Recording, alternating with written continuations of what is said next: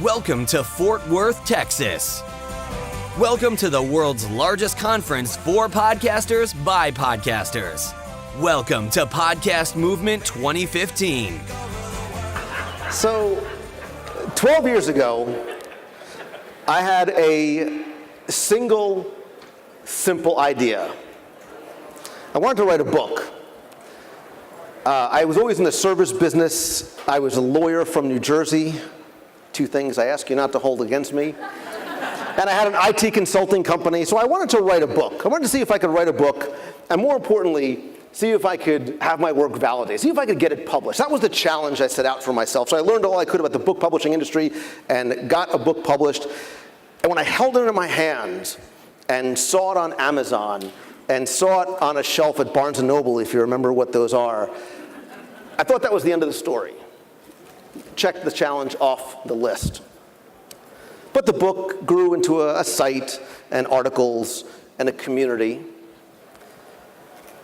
About 10 years ago, when I first looked up the word podcast on altavista.com or Excite, or when I asked Jeeves, or whatever it was back then, if you'd have told me that a decade later, I'd be standing up on a stage in Texas in front of 1,000 or so podcasters giving a keynote presentation, I would have told you that you were crazy. A few weeks later, when I recorded my very first episode, if you had told me then that not long after that, I would leave the practice of law, I would quit my job as the chief technology officer of a medical imaging company, which basically means I had a six-figure job that paid me great, but I still got to goof around on the internet all day. I would have left those two things behind. I would have sold my house, brought money to my closing, which, by the way, is not the way it's supposed to work. Took all of my worldly possessions and put them in storage for an exorbitant fee, packed up the Honda Odyssey, and drove my family to Florida to move into a house that I had never seen before, without a job, without a business plan, and that I was going to start podcasting about Disney World full-time and make a living out of it. I probably would have had you committed. But in those 10 years, I have seen a lot in the podcasting space. I have seen its birth, its death, its dismemberment, its rebirth, its growth, its expansion, its renaissance, its serialization, commercialization, movement, whatever it may be, over and over and over again. But in those 10 years, even though I talk for a living, I listened more than I spoke. 2 eyes, 2 ears, 1 mouth. That's the ratio that you should sort of go through life and listen, watch, learn more than you speak. And in those 10 years in podcasting and going to conferences, and last year at Podcast Movement, and this year at Podcast Movement, and last night, and even earlier today, as I was listening, I hear people and their conversations, and I hear the questions that they're asking. And I'm telling you that you're asking the wrong questions. Because the questions I hear start with everything from what platform are you on? What software do you use? What hardware do you use? What mixer should I get? What microphone are you using? And while those are important, I will tell you that nobody ever asked Da Vinci, hey, that's nice. What kind of paintbrush is that? Because at the end of the day, it doesn't matter. But I hear questions like, should I be on WordPress? What plugins should I use? Where should I host my files? How many downloads do you have? How many downloads do you think he has? How much money can I make? How much can he make? You're asking the wrong questions. So today, I want to share with you 10 questions. Some of them might be hard. Some of them you might not like the answers to, that I think you should ask yourself, or that I want to ask you, or that maybe you should think about changing the answers to. And the first one is very simple, and it's why. Why do you podcast? Is it to share a message? Is it to talk about something that you're passionate about? Is it to just get together with a bunch of buddies around a table and have an excuse to drink beer and talk about World of Warcraft, whatever it may be? Is it to make money? Because if you're podcasting to make money, you're doing it for the wrong reason. You need to ask yourself why. Why do I do this? What's the goal of my podcast? What am I ultimately trying to build? And whenever I think about podcasting, and I think about podcasts, I know you can't see this, but it's a Lego brick. And I've always been a Lego fan. I love building Legos. Now that I have kids, there's Legos everywhere, and we step on them all the time. But I think about my podcast and podcasts in general in terms of Lego, because your podcast is a brick. It's a brick in whatever it is that you're trying to build. And when you go to the store and you buy a Lego, because I think they're now like $200 a box or whatever that may be, you rip it open and you put them all out, and the first thing you do is you grab the instructions, because you know exactly what you're trying to build. You look at that picture on the box and you pray that you actually have enough Legos in there and it actually ends up being what you're trying to build. And there's a ton of fun in that, because you know exactly what the goal is. But I also like taking that big bucket of Legos that's now just in a giant Target Tupperware thing and just starting to build. And oftentimes when you're doing that, you don't really know what it is that you're building. You know you're building something. Right? You know you're building something. You know you're having fun building it. Right? And I think that's what every podcast episode is. It's a brick in whatever it is that you're building. But what is it? Right? What is the goal of your podcast? Are you trying to monetize it? Are you trying to sell a product, a service, build a brand, build a business? I think so many people don't think about what it is ultimately that they are trying to build. What does every episode end up getting you to? And whatever that answer is, if you know what it is or you're figuring out along the way, which is tons of fun, just make sure that when you ask yourself, what's my why? What is the real reason why I'm doing this? Make sure it's something that challenges you. Right? Make sure it's something that makes you happy. That should be the ultimate goal of the podcast, not money, right? It should be that you're doing something that makes you happy.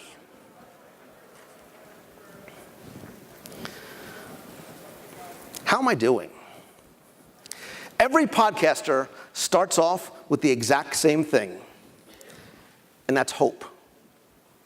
I hope that people listen. I hope I find my show. I hope that I can grow my audience. I hope that I find a sponsor. I hope that I make money. I hope that I could eventually do this full time. But when you ask yourself how you're doing, you're focusing on the wrong numbers. And I know that this might fly in the face of logic and what a lot of other people will tell you, but I'm going to tell you that new and noteworthy is not what you should be worried about. Right? New and noteworthy is it's a curve. Right? Who cares how you're doing up here? You care how you're doing down here. You care about the people that are remaining. You care about the people that are still listening to your show. It's not about downloads. You should not be so focused on who checks their downloads every day. You could be, come on, be honest, you're lying. I know you're lying. I'm calling you. You're never going to see these people again. Come on, seriously. Who checks their downloads? Come on, more hands are going up. Thank you. It's all right. There's nothing wrong with that. I understand. Who checks their downloads every week? Try that. Oh, there you go. The rest of you are lying. It's not about the numbers, right?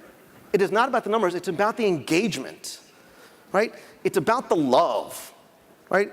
And look, if you're a numbers person and you need to have the numbers, right? I confirmed this today with Rob from Libsyn. He says the median for show downloads is about 150 to 180 per show. So if you have more than 200 downloads per show, you're doing better than half the other podcasts out there.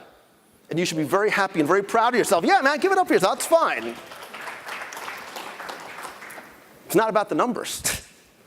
Because I will tell you that I would rather have 300 people that listen every week and care about what I say than 50,000 downloads and maybe a couple of percentage are actually paying attention and that actually care. The numbers that we should be trying to measure are not downloads. And unfortunately, there is no sort of good barometer to measure how much people care. I never check my numbers. If you ask me what my downloads were, I swear this is not an evasive lawyer answer. I have no idea.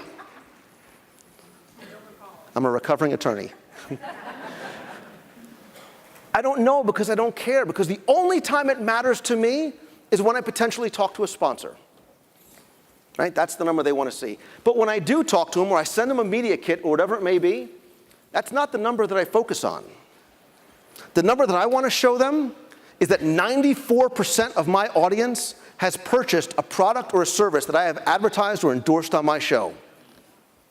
Because that's the number that's going to make their eyebrows widen. Or their eyebrows don't widen, your eyes widen, you know what I mean. Right? Because how do you measure trust? How do you measure loyalty? How do you measure engagement? How do you measure influence? There is no quantifiable number that you can show people except something maybe like that. And look, I understand that you want to grow. And if you want to grow, stop worrying about ads and lead magnets and landing pages and sales funnels and drip sequences. And I know, and look, and there's certainly value there, and I get it. But focus on growing your audience organically. I believe that the people that listen to my show, and I've said it since day one, they're not fans, they're friends, right? And the thing that when I think about growing the audience, I think about, here's another obscure reference, is the Fabergé effect. And unless you're over 30, you probably don't know what that is. I don't even know if Fabergé is still a brand, but back in the 70s, there was a commercial. Fabergé was are they still around? Fabergé, the hair company? So there was a commercial where a woman had long, luxurious, beautiful Farrah Fawcett 70s hair, and she was so happy about her hair that she told two friends, and so on, and so on, and so on, and all of a sudden there was this big matrix of all these happy people with beautiful hair. I call it the Fabergé effect.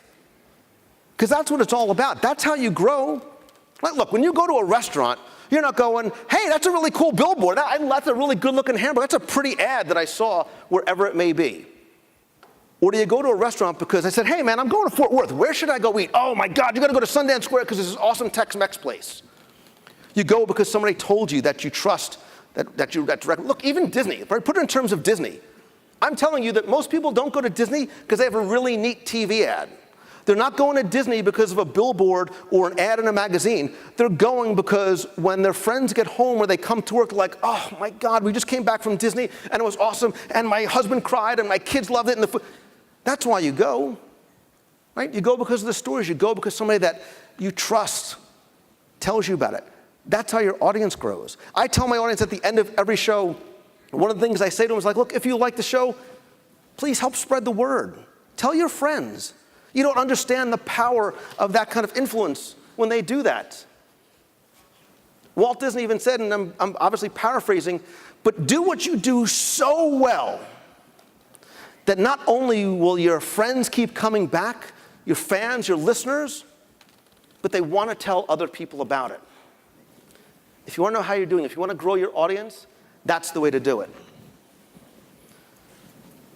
And you're like, I get it, Lou, but how do I really measure success? If I'm not looking at downloads, how do I actually measure success? How do you measure success? What does success mean to you? Because in me, I will tell you, it has nothing to do with dollars and cents. For me, I measure success in terms of levels of happiness. And I mean this affectionately when I say, if you measure success by the Lou Mongello barometer, I am, if not the happiest, most successful guy in the room because I get to do what I love every day. Because I wake up excited about what I do. That's how I measure success. Money has nothing to do with it. Because money cannot buy you happiness. And I understand you're trying to make it a business and things like that. But it's about doing what makes you happy. Right? My crazy wife gets up and goes running every morning.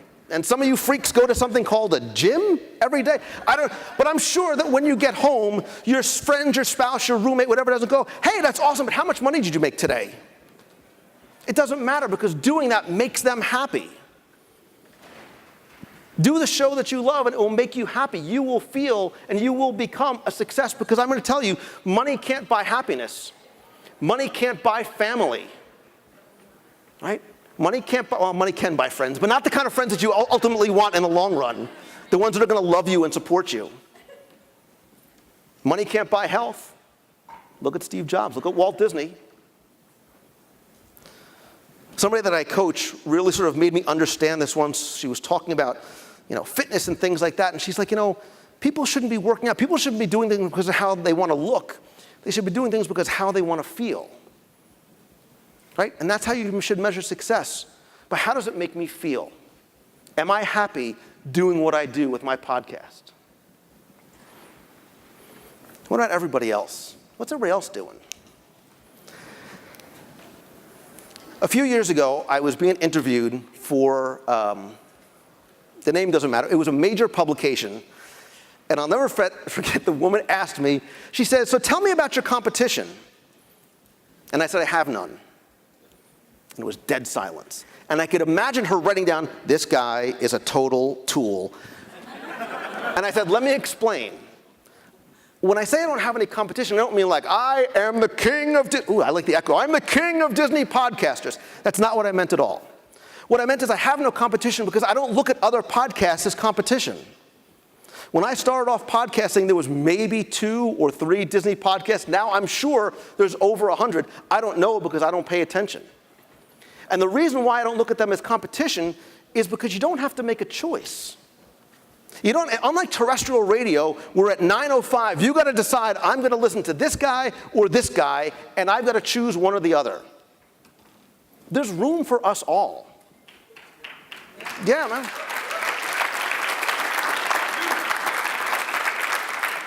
And I will tell you, I want to see all of us succeed. Whatever your measure of success is, I want to see all of us succeed. People are like, how do you help other Disney podcasters? I'm like, why wouldn't I? Like, I want to see them succeed. I want to see them be happy. I want to see them leave the job they hate and do what they love because, man, it is a pretty amazing feeling every day. I don't worry about what the competition is doing. You need to worry about your show. You need to worry about doing the show that you want to listen to. Look, if nobody listened to my show ever, I would still keep doing it because I'm doing the show that I would want to hear. I wrote the book that I wanted to read. It's like watching the news, right? Because at night at 6 o'clock, there's 5 stations that are all talking, like me, about the exact same thing. You choose the station because of who those people are, because of their personality, because of whatever it is that gravitates you towards a person. You focus on your show. You focus on serving your audience. That's why I don't care about my numbers, because I wouldn't change my show. Right? It wouldn't make me change. Oh, I should, let me go do what this guy's doing because he obviously has got the formula or the blueprint or whatever it may be. Do the show that you want to hear. Do the show that serves your audience. You don't win by beating out somebody else. You win by bringing value to your audience, by having a positive impact on them through your podcast. You go be you. Stop worrying about what everybody else is doing.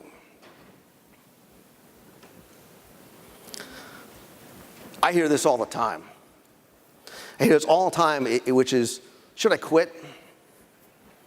Who's got more than 5 episodes in the can? I sincerely congratulate each and every one of you. Because you guys know that podcasting is simple, but man, it ain't easy. Right? Recording a show, uploading a show, that's the easy part. But podcasting takes commitment. It's real work. And look, you guys are here because clearly you're serious. You understand you want to get your podcast to a whole new level. You understand that there's work, that there's commitment that has to go into it. I know the word passion is used all the time, but I believe in it so sincerely because I think you need to be passionate in order to podcast. Not just because your audience can hear it, and trust me, they can. You can't fake it in this medium like maybe you can in an article or a blog post, because they can hear in your voice if you love what you do. But you've got to love this to be able to be consistent with it. You have to be passionate about what you're doing, because I'm going to tell you, man, after 10 years, I know the feeling. I know sometimes you're sitting there, I'm like, oh, I don't want to do a freaking episode this week. I'm going to sit on Netflix, watch Once Upon a Time, and eat a bag of Doritos. I feel you. Look, this body didn't come naturally. I know, I should button my jacket after saying that. Right, you don't feel like doing it sometimes, but you have to. You got to be committed. Passion is not a commodity. You cannot buy passion. You can't fake passion. And I don't care what anybody says. To do it and sustain it and be consistent, which you know already you have to be, you need to be passionate. And so when I hear this question, like, I get frustrated. Because I know sometimes when people are asking this question, that maybe they're really asking a different question. Maybe should I quit isn't the question that they're asking. Because if you've got the passion, right, that's what gets you fired up. That's what gets you up in the morning. That's what keeps you up late at night. You don't even think about quitting, no matter how hard it is, because you know how bad you want this. But the question I think that people sometimes are really asking is, hey man, where's my money? Where's my money? And I get it, right? You're here and people are talking about monetization, and I get it, and it's important, and that's how you build a business out of your passion. But I will tell you that there are too many people that are really asking, where's my money?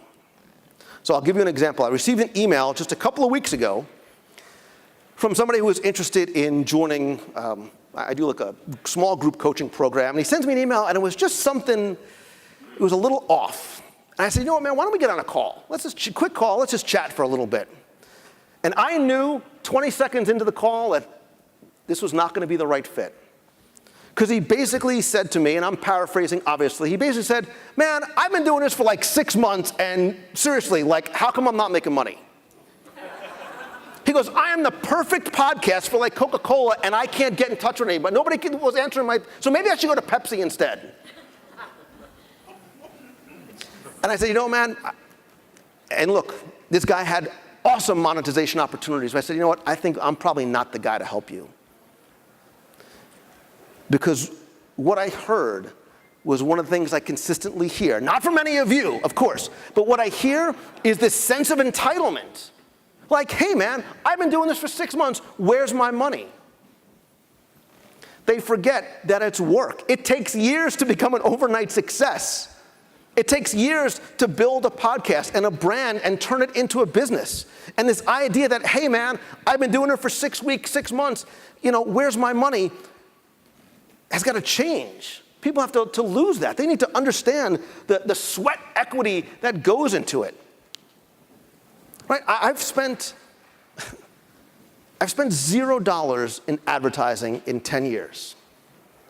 But I will tell you that I have invested so much time and so much sacrifice and time away from my family to do this. And I never said, hey, where's my money? I knew that I was building something. I knew that I was building something that was bigger. How do I do it all? So all of you who have more than 5 episodes, let me ask you this. How many of you have an audio engineer, a social media person, an editor, a publisher? Who has all those things? Come on, I know. No? Not everybody? A couple of you do? But that's what you are. You're not just the talent. You are an engineer. You're the sales guy. You're the marketing guy. You're the advertising guy. Oftentimes, you're the graphics guy. You don't have to do it all. And I know exactly what you're saying. You're like, dude, you told me it's not about the money. I'm not making any money on my podcast. I can't afford to go to Elance or Odesk or Upworks. Dude, I can't even afford Fiverr. Like, I can't pay anybody. You don't have to. I will tell you that I am incredibly grateful and blessed that I have a team around me of 30 blog writers, 2 editors, a manager, graphics guy, a Pinterest person, because I know nothing about Pinterest, web developers, event planners, and all those people, except for the ones that I forced to take a check, are volunteers. Go to your tribe. Go to your community. Believe it or not, they want to help you.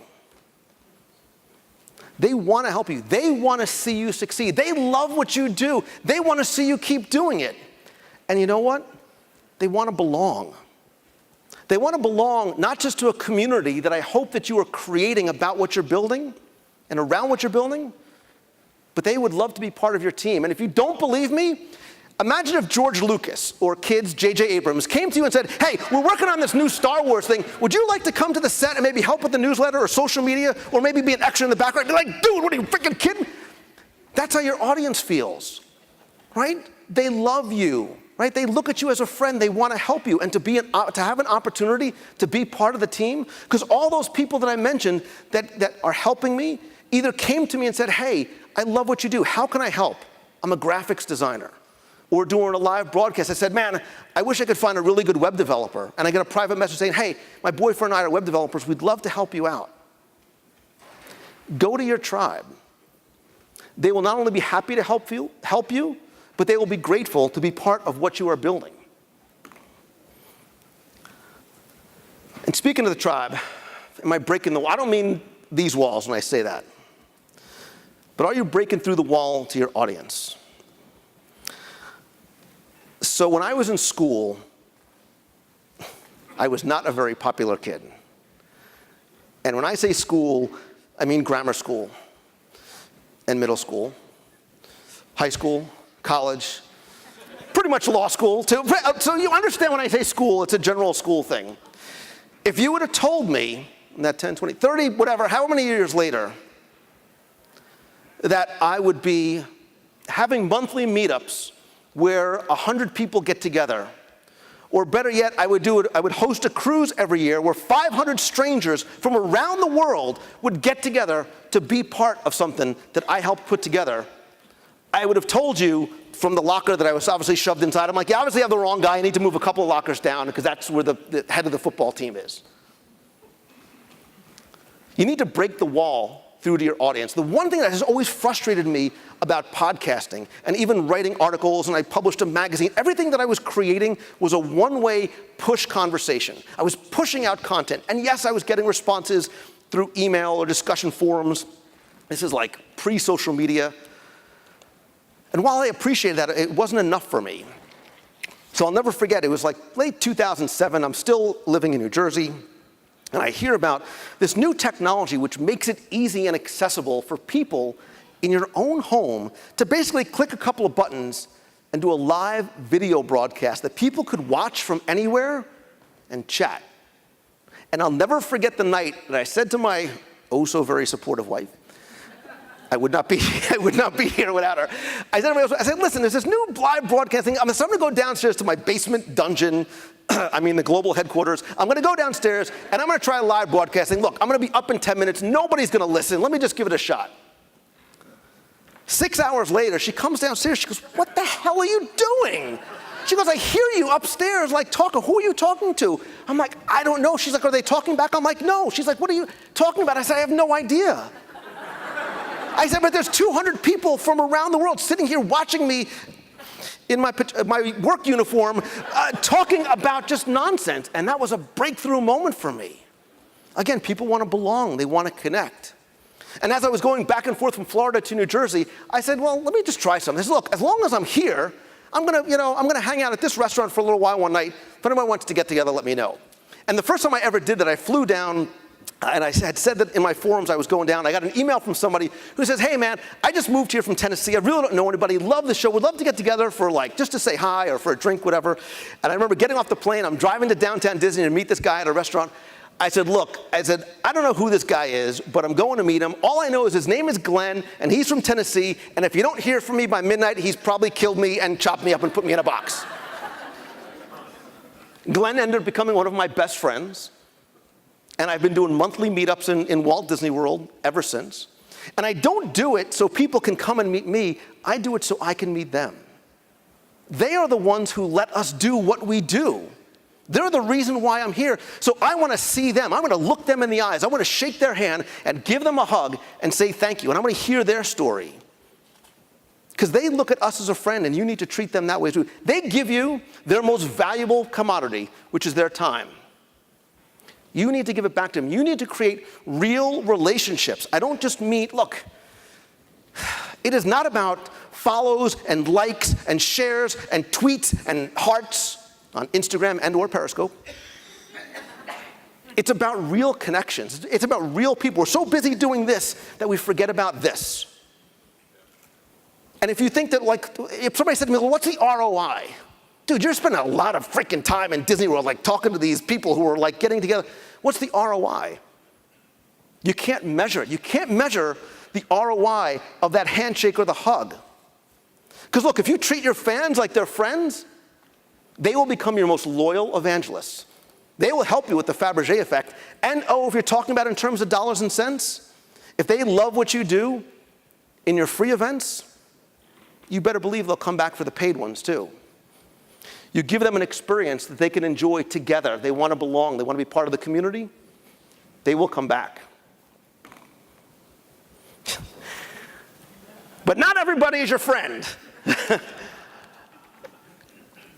I thought long and hard about putting this one in here. Because you're probably saying, dude, you talk about Disney World, man.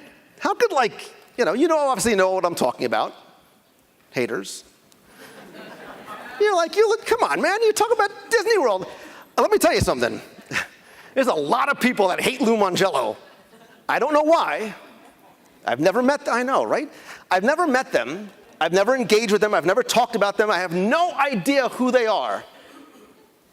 But for whatever reason, man, they spend a whole lot of time talking about me on the Twitter. Because that's where it comes from, right? Most of the haters live on Twitter. And let me tell you something.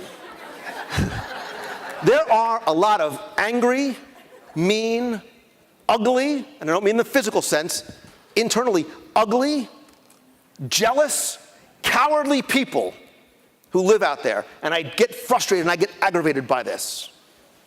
And I don't get it. If you hate me and what I do so much, and by me, I mean us, if you hate what I do so much, why are you spending so much freaking time worrying about every little thing that I do? If you hate me, leave me alone.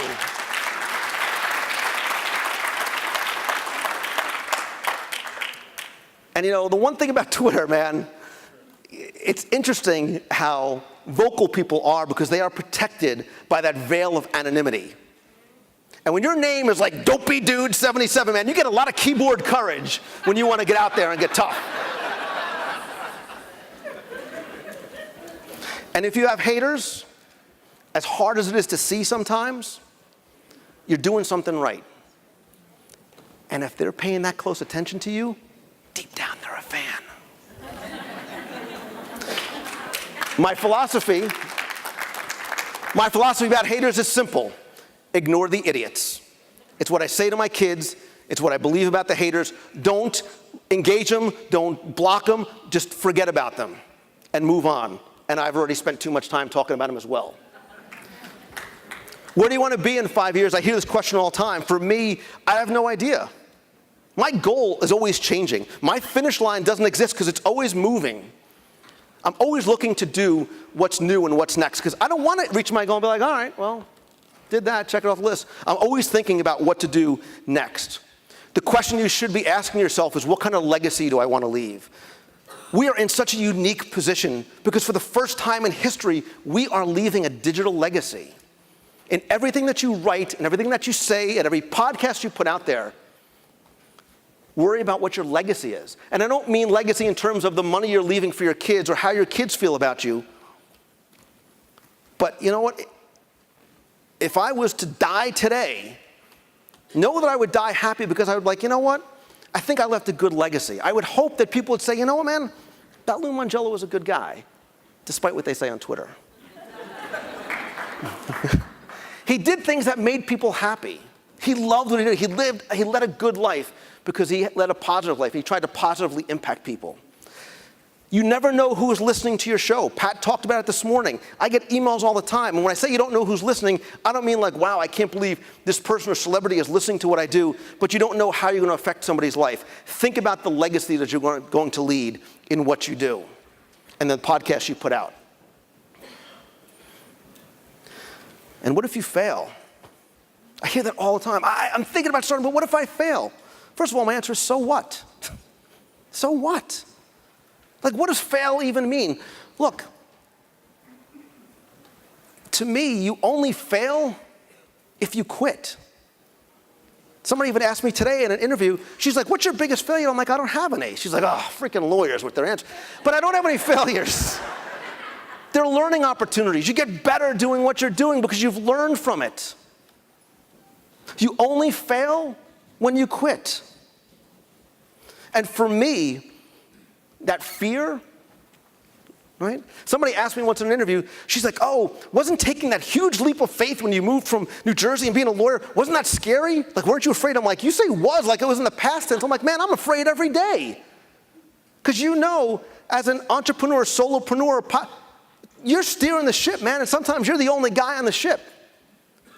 But I worry every day because I got to make sure my kids' tuition is paid, that they eat ramen noodles at least a couple of times a week. But that fear, man, that fear is the thing that fuels my fire. Like, that's what gets me up in the morning. Fear is a great motivator. So it's okay to be afraid. Don't let that turn you away. Let that inspire you. And so I want to leave you with the 7 P's, and some of these are a stretch because they had to be P's for podcasting. You need to be positive, right? You need to believe in who you are and what you are doing. Because if you don't believe, who else? If you don't believe in what you're doing, how do you expect other people to believe in you? You need to be passionate. You know that. Otherwise, it's going to start to feel like a job. You need to love what you do every single day. You need to find that thing that gets you up in the morning, keeps you up late at night, and makes you say, you know what, man, I'm not going to go out tonight because I got to go work on this. Passion lets you help make the sacrifices. And when I say pure, I don't mean like, oh, I mean you need to be authentic. Because you need to be, in real life, the person that you are on your show. I heard a story from somebody this morning. He's like, yeah, I knew this guy. We were connecting all the time on Facebook and things. And then I met him today, and I'm the Disney guy. He was a jerk. Be authentic. Don't disappoint the people that look at you as a friend. Be patient. Like, I can't stress it enough. It doesn't happen overnight. Believe in it. It'll eventually come. And I know it's cliche, but do what you love. The money comes. Be persistent. No matter how many obstacles, no matter how many no's you get. Look, I got 52, 53 rejection letters when I was writing my first book. I've had more rejections from potential sponsors than I have people say, yeah, I'd love to work with you. You need to be persistent.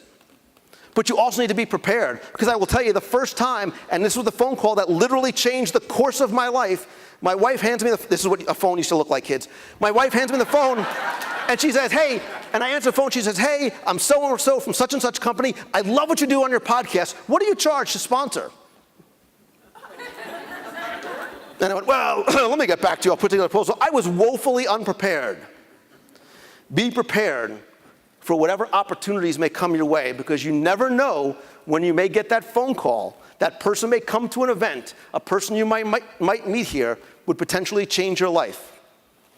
And be progressive.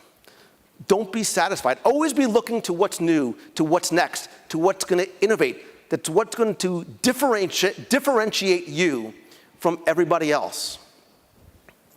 And the last question I want to leave you is, what if? And I will tell you the reason why I took that leap of faith, and let me tell you, there's a fine line between brilliance and utter stupidity. It's only dependent on the outcome, because had I not been able to do what I do, people are like, dude, I told you, what the hell are you leaving Jersey for? But I never wanted to look back 5 years, 10 years, 20 years down the road and go, God, what if? What if I would have done that? What if I would have given it a shot? So don't look back and say, what if? Look ahead and say, what if I do this? What if I give it a shot? What if it works? What if I'm able to do this podcast full time? Because I know I'm not the only guy in the room that's doing it. And finally, somebody asked me, again in an interview, she's like, God, man, you're a freak. What's the secret? You're always excited, you're animated, and you're passionate, you're going, I can see it, I can hear it. She goes, what's the secret? I said, it's very simple. And it boils down to 2 words. And it's my philosophy in terms of business. It's also how I live my life on a personal level. And they are two very simple words. Stay hungry. Because obviously I like to eat.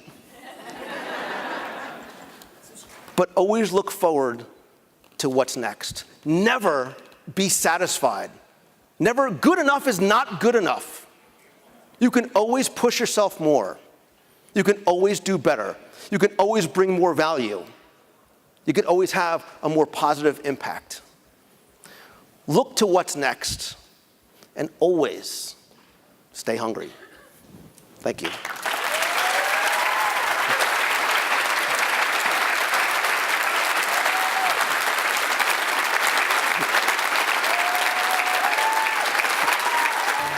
In 2016, Podcast Movement is hitting the road as we make our way to the Windy City. Spend some of your summer with us at the beautiful Hyatt Regency in Chicago, Illinois. Join us July 6th through the 8th as Podcast Movement does it bigger and better than ever. Tickets go on sale this December. We'll once again have amazing featured speakers and over 1,000 of your best podcaster friends. All that's missing is you. Register today, and we'll see you in Chicago.